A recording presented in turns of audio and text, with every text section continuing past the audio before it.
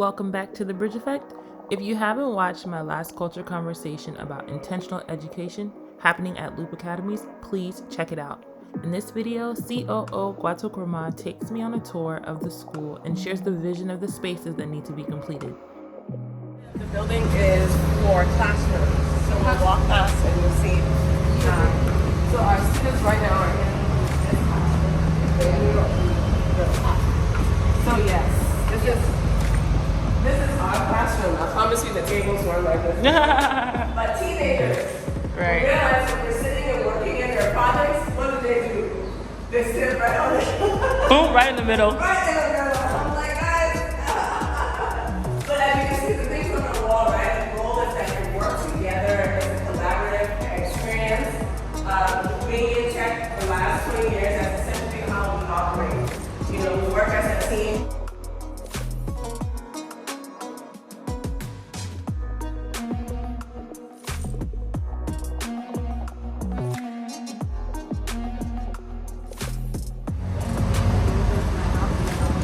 Right now, this is where we've been eating. So This is a space that usually when food comes from the house, they divide it out in here and the kids come and eat and then go back to class. The last room on the end here is our teacher's room. Good morning. Good morning. Our teachers. Good morning.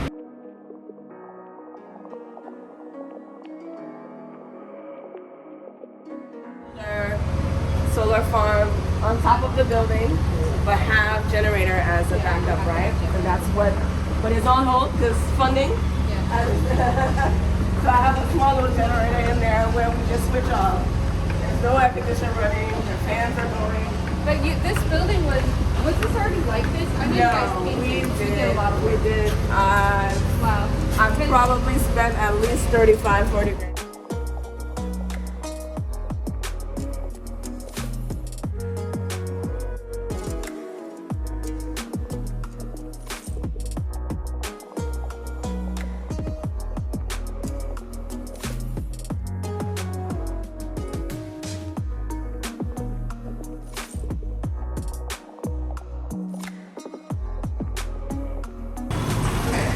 Once we do some renovations, this will be the front of the school, and we'll have our receptionist here. I just laid these tiles down, and I'm really supposed to this so we can get moving from what's priority. Because last year I was able to connect with an organization that receives supplies from Walmart, Staples, and such at the end of the year, and they gave us or donated a bunch of school supplies. Oh, yeah. So this is my next priority is to renovate this while I'm in the US for the next few months, is to renovate this space to turn it into a store. Okay. So we'll break the space there and open it up, set it up as a school store. The students will run it, and that way they know how to run a business or get the experience of running it. But it also then generates revenue for the school. And we can then use it and bring it back into the school and figure out what else. We're going to open this to the outside, and then we're going to open here so that you can also access it. So my staff upstairs has put a whole Pinterest board together of how this is going to look, hopefully. So you have it before, we'll definitely share. And after? After.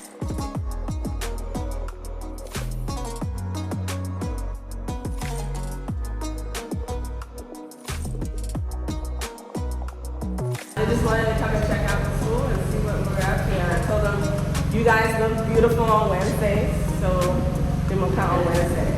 And you see I wore my own dress and matching shoes.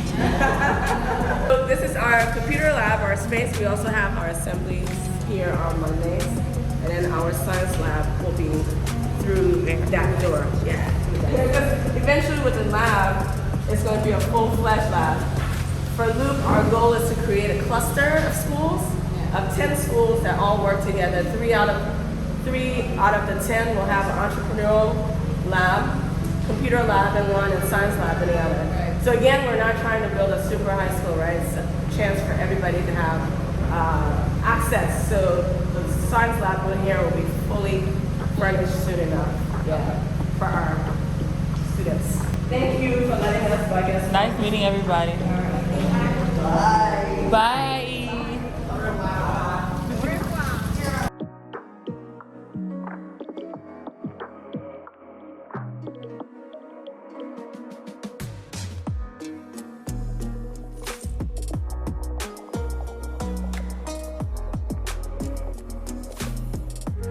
So all of these spaces that we are walking around are eventually want to do TVET skills. So whether it's plumbing, our tailoring upstairs, woodworking. I work in a maker space in San Francisco, and in that space they had all kinds of different equipment, including 3D printers, woodwork, all kinds of different ways to engage the students at the community college. And the thought is I want to establish something similar here so that they can develop products that can actually come out of the maker space. We could essentially put it in the school store for sale as well, but then it helps them to build skills. Right. Eventually it could be a business, and understanding how do you take something from concept to reality. Yeah, and have that Project-based learning, right? Project-based learning. So this will be our pantry. Okay. So they're gonna come and install a countertop here, and then a bunch of shelves around for our coal, rice, our food supply, and then freezers and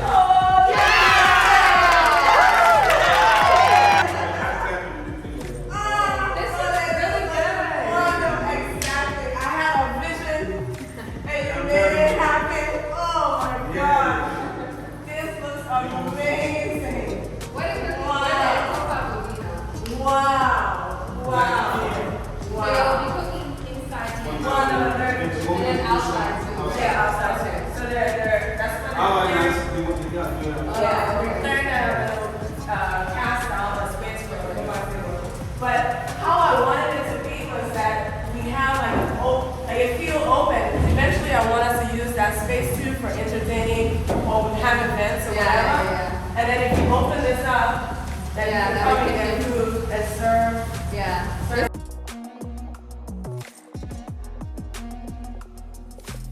I love it! Yeah. So last week I came, there were bars here, and I'm like, and with a hole in it.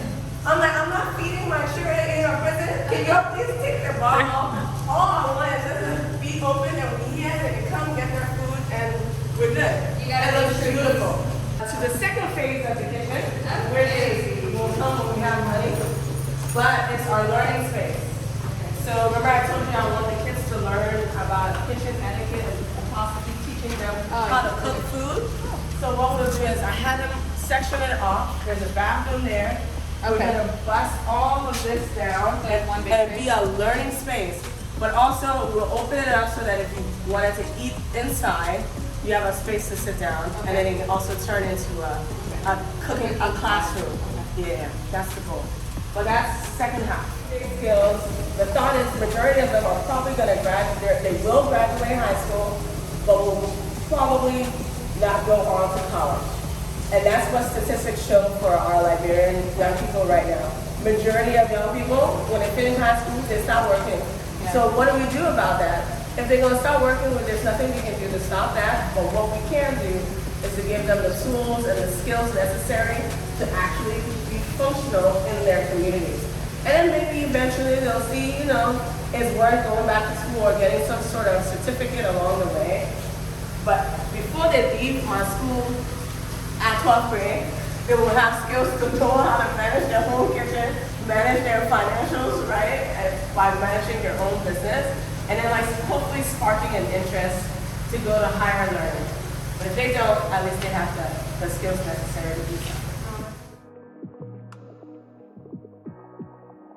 Eventually, we want to set this up as our teacher's lounge, will be this space. This is mainly dedicated to administrators. So our staff and us. So we're going to close that off and have that be teacher's lounge with a couch, TV, kind of a place to hang, because we want that whole side to be for students. They're also going to have a student lounge, the room that the teachers are in at the moment. The students are going to get a chance to design that and let there be their own, like, no teachers allowed, no administrator allowed kind of space. I remember those. And then this has really just been our, like, functional. When we have events, when we have indoor PE, when it's raining outside, they have their Christmas play here. We use it for all kinds of things. Actually, Isaac A. Davis just donated these books. High schools, they closed down their high school.